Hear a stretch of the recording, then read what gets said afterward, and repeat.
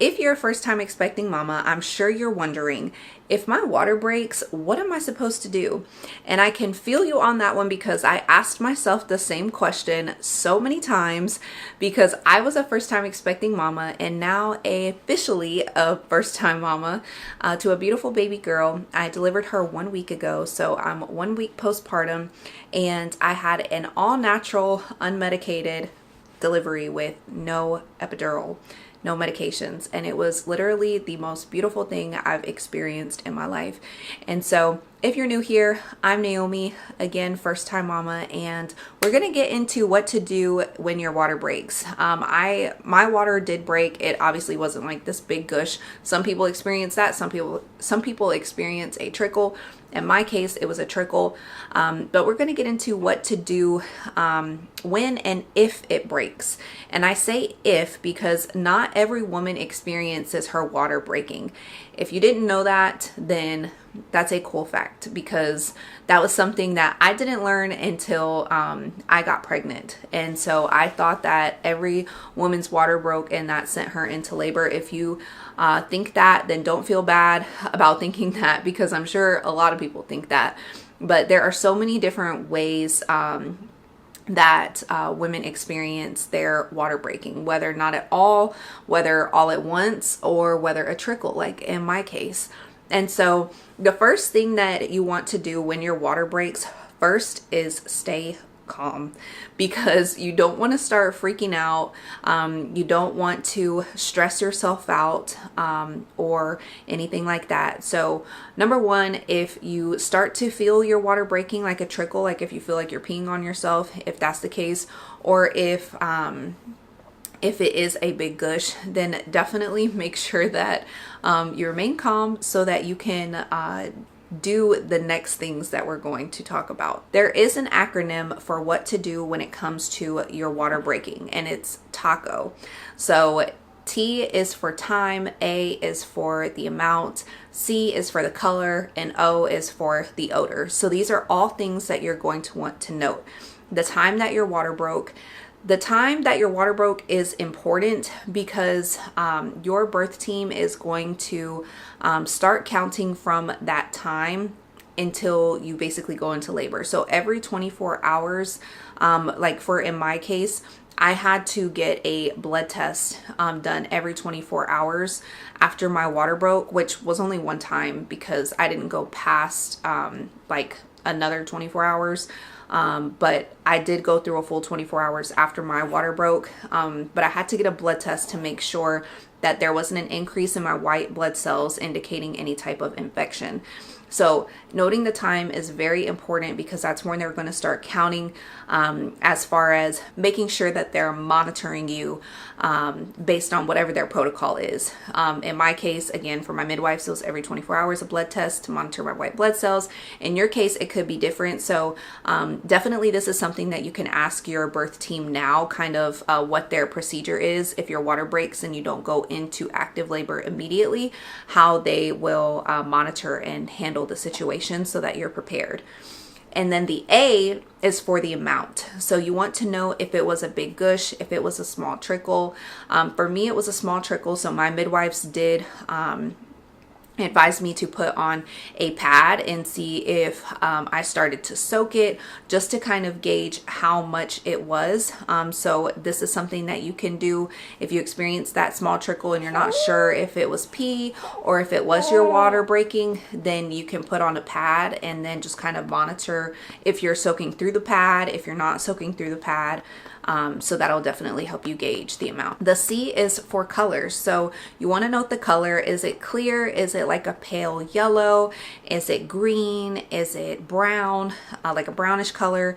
And this is going to indicate to your birth team if it's green or like brown. For example, if your baby has passed meconium, which is their first stool, and this is something that could alert your birth team, like if it is brown, they want to go ahead and get you in because there could be concern with that meconium getting inside the baby's lungs and things like that. So definitely take note of the color. In my case, mine was more of a clear color. And then the O in the TACO abbreviation stands for odor. So you also want to note the odor. Is it sweet? Does it have like the ammonia smell like pee? In my case, it didn't smell like anything. I actually had to have my husband smell it too, just so that I could make sure I wasn't tripping. And he was like, yeah, it doesn't smell like anything. So if it doesn't smell like anything and it's like more of a sweet smell, then that's definitely amniotic fluid. So that's the abbreviation TACO. Those are all the things that you want to note and the information that you will give to your birth team whenever you contact them. And that leads me to my next point, which is contacting your birth team. So they are going to give you next steps in whatever procedures and guidelines that they have on how they're handling you in care. Whether they want you to go ahead and go in, if they want you to stay home and wait for contractions. In my case, whenever I reached out to my midwives about my water breaking, they advised me to put on a pad so I could see if I was soaking through it, and then just kind of wait. Since my color was clear and the odor, I didn't have an odor, there was no concern there. So they had just said, you know, just rest, stay at home, there's no need to come in. But they did have me come in the next day just to confirm that it was my water breaking. They did like a swab and it immediately told them if it was my water or not. So when your water breaks, take note of the things that we went over in TACO, and then also make sure that you contact your birth team for the next steps. The next thing you want to do is prepare for labor because most of the time, once your water breaks, you're going to start feeling contractions if you haven't already. In my case, I had only felt Braxton Hicks contractions, and I didn't start feeling real contractions until after my water broke. And so once it breaks, just prepare yourself to start feeling those contractions. The next thing you'll want to do is avoid putting anything in your vagina. So tampons, you know, douching, whatever it may be that could go in there. Just avoid it. Even soaking in a bath is something that my midwives advised me to avoid after my water broke because it does increase the risk of infection since your water has broken.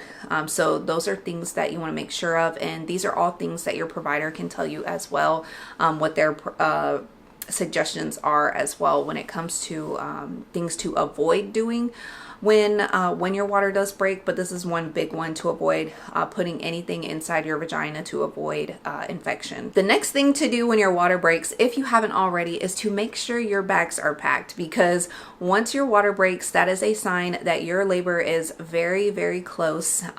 You know, whether it's a few hours or 48 or 72 hours, it's coming. You know that it's coming. That is definitely a surefire way to know that your baby is on their way. So definitely make sure your bags are packed so that you're ready whenever the time comes. And then the next thing is to rest and hydrate and nourish your body, because once you go into active labor, you may not want to eat, you may not want to drink any water or any kind of liquids. I know for me, once my water broke, I did not want to eat like that. And so make sure that once you see it breaks, before you really start going into early labor and eventually active labor, that you really focus on resting as much as possible, eating and nourishing your body well, and hydrating your body well. Because for me, I started having contractions after my water broke and was not able to rest through the night. So definitely take advantage once your water breaks. Get as much rest as you possibly. Oh, she's waking up from her nap. So definitely focus on resting and conserving your energy for when labor comes, because it's going to be something that you need. Trust me. I hope that this helps you know what to do when your water breaks. All these things are things that I did when my water broke, and again, it definitely helped me out a lot. And if you haven't already, make sure sure you subscribe, and I wish you the best in your pregnancy journey and upcoming labor and delivery.